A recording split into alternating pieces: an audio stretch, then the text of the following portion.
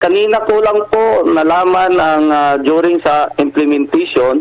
So, ahead of time, may mga concern lang na nag-inform sa atin dahil isipin mo, nagpadala sila ng mga abot ng 200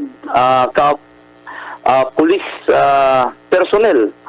Para naman akong talagang top wanted sa bansa natin. At nire-recall pa ang aking lahat ng security, PNP at Army. May order pa. Oh. Grabe ang ginawa nila. Operation talaga ito. Consider ko operation itong ginagawa nila sa akin. Sobra po. Kinawawa po nila ako. Hindi mo wala man lang pasabi. At diretso na in-install yung Vice Governor na kaalyado po nila. Ako naman, nag-take-out naman ako sa partido ni President Partido Federal. Marcos, pero parang useless din. Opo. Okay. Gov, tiningnan ko ang resulta ng eleksyon last 2022 dyan po sa Davao del Norte.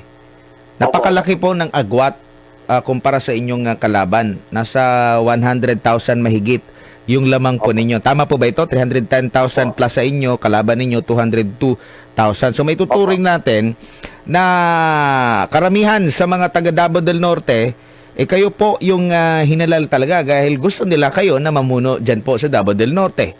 Tapos, simpleng kung pagbabasehan po yung inyong kwento, dahil lang doon, masususpend kayo ng 2 buwan agad-agad? Yes po. Kaya po masakit eh. Alam naman natin na grabe ang trabaho na ginawa natin. Tapos basta ganunin na lang tayo.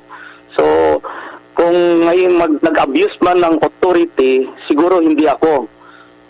Sila ang nag-abuse ng authority.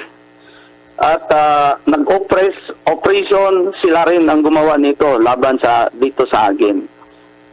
Ginawa nila sa akin yan ngayon.